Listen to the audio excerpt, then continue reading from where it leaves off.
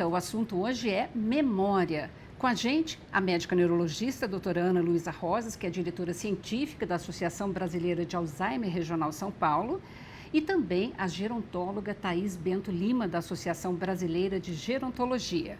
Continuando, então, agora eu quero passar dicas para o nosso telespectador de exercícios que realmente podem nos ajudar no dia a dia a manter uma memória saudável.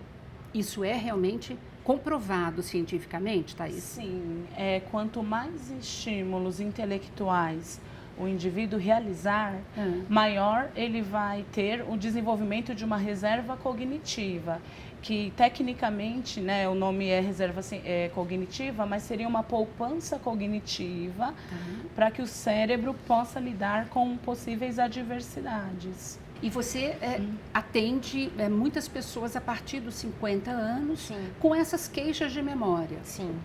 E a trilha que a gente segue da investigação da queixa da memória é uma trilha, não é muito simples, porque você tem que tirar várias coisas dessa trilha que possam estar trazendo algum tipo de viés, por exemplo, a um diagnóstico final. Porque o grande medo de todos é a doença de Alzheimer.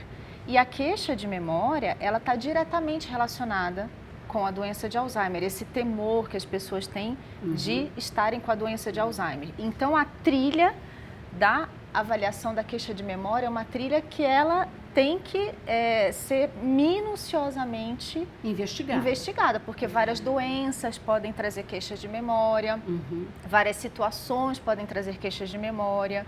Então, você tem toda uma série de exames que você tem que pedir para poder investigar isso.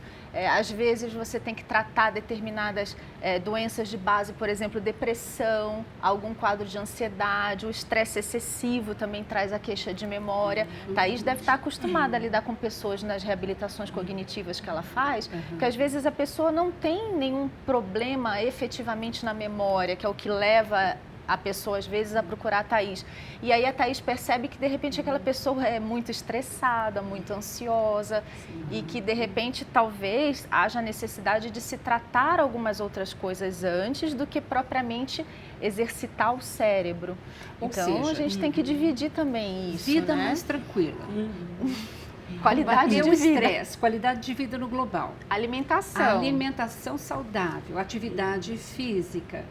Sono regular adequado, todo esse conjunto de coisas que serve para uma vida boa em todos os sentidos, em qualquer idade, vale também para a memória. Isso, Totalmente. O que é importante destacar é o que a pessoa também gosta de fazer dentro dos hábitos de vida saudáveis. Legal. Por exemplo, dentro das atividades intelectuais, a gente sugere diversas atividades, mas é interessante sempre a pessoa refletir aquilo que ela se identifica. Leitura, jogos de estratégias, como o jogo de xadrez, caça-palavras, palavras cruzadas, sudoku, jogos de desafios. O que ela gosta de fazer dentre essas opções que são consideradas estimulação cognitiva? Tá, por exemplo, minha mãe ama matar palavra cruzada. Há uma vida, né? E ela já passou dos 80 e está com uma memória maravilhosa. O que é que matar a palavra cruzada realmente ajuda? A gente fala que algumas atividades, elas estimulam uma habilidade com maior ênfase. No caso das palavras cruzadas, a gente diz que é um estímulo cognitivo, mas a ênfase das palavras cruzadas é estimular o acesso semântico da informação. Ou seja, aquele momento onde a gente tem que buscar uma informação que a gente tem armazenada quando a gente precisa expressar. Então, uma pessoa que faz muito palavras cruzadas, por exemplo, ela fica mais rápida no acesso semântico, ou seja, diminui um pouco mais aquele fenômeno da ponta da língua, que é quando a pessoa quer falar uma palavra ou quer dizer o nome de alguém, ela visualiza mentalmente, mas ela tem a dificuldade de expressar. Então, as palavras cruzadas são importantes porque elas vão dar um reforço para o acesso semântico ser mais rápido. Nossa, então eu preciso fazer muito exercício, gente. E uma coisa que a Thaís falou que é importantíssima, a gente tem que buscar dentro da reabilitação cognitiva o que a pessoa gosta. Eu tinha um paciente que é até engraçado, mas a esposa dele forçava ele a fazer palavras cruzadas. E aí toda consulta ela voltava contente da vida, não, porque ele fez palavras cruzadas todos os dias e eu treinava, ele pedia para ele fazer, ele fazia. Aí a paciente saía da consulta, ele, é minha tortura cognitiva todo dia, não é o meu treino cognitivo. Então é importante a gente proporcionar para a pessoa coisas que ela vai gostar de fazer. Porque se ela não gostar, vai ser uma tortura cognitiva e não um estímulo cognitivo. Entendo. Agora, por exemplo, tem algum tipo de exercício que ajuda a melhorar a concentração?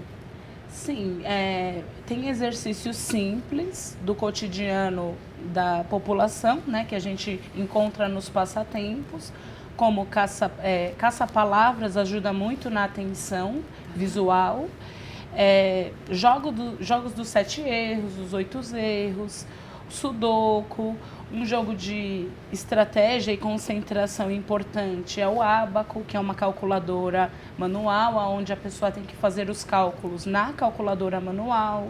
São jogos interessantes para treinar a concentração e atenção. E o que é muito importante é que a atenção é a primeira etapa do processo de memória. Então, a gente discute isso muito com os adultos, com os idosos, que se eles querem melhorar o processo de memorização recente, ele precisa ter mais foco, mais atenção sustentada. Então, esses exercícios são importantes porque eles realmente vão ajudar a ter um melhor processamento da memória recente. Olha, muito interessante isso que você acabou de dizer. Quer dizer, tem então fases, tem fatores que a gente precisa exercitar. Por exemplo, a atenção, você diz que é o primeiro, e depois vem o quê? Depois a memória, onde ele armazena a informação aprendida e posteriormente a gente tem o resgate da informação aprendida. Então é interessante ter uma diversidade de exercícios, além de ter hábitos de vida saudáveis, porque a memória ela vai ter etapas, né? Ela terá etapas. Então a gente pode ter uma boa aprendizagem, mas a gente precisa ter um bom resgate também dessa informação, porque às vezes o problema não vai estar na aprendizagem da informação, no foco. Mas ele também pode estar pela memória, no resgate. Entendo. Então a gente sempre orienta realmente com essas questões de ter um estilo de vida saudável. Porque você aprende, consolida e depois resgata. Então, algumas coisas são muito importantes na consolidação da memória, outras vão ser importantes no resgate da memória. Mas há algum tipo de atividade que ajuda nessa segunda fase para a gente consolidar o aprendizado? Sim, a gente destaca bastante na área de estimulação cognitiva sobre as estratégias de memória. A gente fala que as estratégias são importantes para auxiliar na aprendizagem da informação e depois no resgate, na evocação dessa informação aprendida. Então, por exemplo, a estratégia de associações verbais. Eu quero aprender o nome de uma pessoa, eu vou rimar com alguma coisa. Ou eu tenho uma prima que se chama Lina e eu estou conhecendo a Lina hoje, então para lembrar que ela se chama Lina, eu vou lembrar que ela tem um nome que é o mesmo ou que lembra o nome da minha prima. A gente também fala muito sobre tentar memorizar o nome da pessoa por iniciais de letras, ou tentar criar uma imagem mental de alguma situação, porque só o fato do cérebro criar uma imagem da situação, a gente já está fazendo um exercício de memória. Mesmo que a gente não esteja escrevendo e nem repetindo, mas criar uma imagem mental de uma situação ou de algo que ainda se tem a fazer durante o dia, já é um exercício de memória, uma estratégia de memória. Então, isso ajuda a potencializar uma evocação depois, um resgate de informação. Perfeito. E eu vou puxar a sardinha para o meu lado. Ela puxou do dela para a consolidação da memória. E eu acho que uma coisa que é fundamental também na consolidação da memória é o sono. É um sono de qualidade. independente das atividades cognitivas que você pode fazer para consolidar essa memória, para posteriormente você conseguir resgatar essa memória, o sono é fundamental. Sono e alimentação. O que acontece na hora do sono? Porque a gente consolida a memória na hora do sono. No sono a gente consolida as aprendizagens aprendizado ao longo do dia. Durante o dia. Então é importante dormir bem. Verdade. E só um detalhe importante que a gente também fala muito na área da gerontologia, da neurologia, é para que o idoso ele não fique em isolamento social. O adulto ou o idoso, ele não fique em isolamento social acima de tudo, porque o indivíduo, quando ele é isolado socialmente, quando ele tem poucos estímulos, poucas atividades, ele interage pouco com pessoas, ele tende também a ter um declínio cognitivo mais rápido e ele mente pode fica ter preguiçosa, né? Porque não o desenvolvimento de transtornos de humor. Então, realmente, se comunicar também é uma estimulação cognitiva. Interagir socialmente é uma estimulação cognitiva. E me diga uma coisa, uma pessoa que já tem uma doença como a doença de Alzheimer, por exemplo, que tem o princípio de um tipo de demência, também funciona, também são indicadas essas atividades, exercícios para a memória? Ajuda? Sim, esses exercícios para as pessoas que têm doenças neurológicas em andamento são importantes, porque há várias formas de se resgatar informações e memórias desses pacientes. Uma das formas é estimular habilidades que ainda estão mantidas.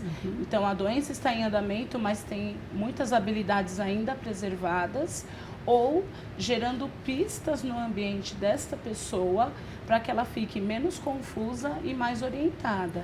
Quando o paciente tem, por exemplo, uma doença de Alzheimer, a gente sempre orienta o familiar, por exemplo, a caracterizar o ambiente de modo com que a pessoa saiba que ela está na residência dela, colocando fotos pela casa, objetos pessoais, e que ela sempre estimule as informações recentes com o seu familiar. Então, informe que dia é hoje, vá até um calendário com a pessoa, preencha um calendário diariamente.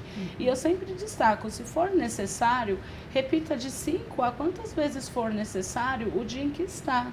Porque se para um idoso saudável ele tem mudanças, imagine para um indivíduo que tem uma doença neurológica em andamento. Belíssimo recado final seu. Quer acrescentar mais alguma coisa? Eu acho que o que é importante apenas nesse fechamento desse encontro é para as pessoas entenderem que a gente aprende em qualquer etapa da vida. Então, o cérebro se beneficia de todos os estímulos que a gente oferece para ele. Então, a dica é: tenha hábitos de vida saudáveis para a manutenção da sua autonomia e independência nos longos anos de vida que for vindo para frente. Tá? Doutora Ana, um recado final? Falou tudo. Ela já falou tudo. É mais ou menos isso mesmo, não tem para onde fugir. É qualidade de vida para você manter por mais tempo possível a sua autonomia, que eu acredito que seja o principal de qualquer pessoa. Né? Muitíssimo obrigada a vocês especialistas, viu? E agradeço também a você que acompanhou esse nosso bate-papo. E se você quiser rever esse ou qualquer outro dos nossos programas, acesse saopaulo.sp.leg.br/TV Câmara SP ou um dos nossos canais nas mídias sociais. TV Câmara São Paulo, assista, fique sabendo.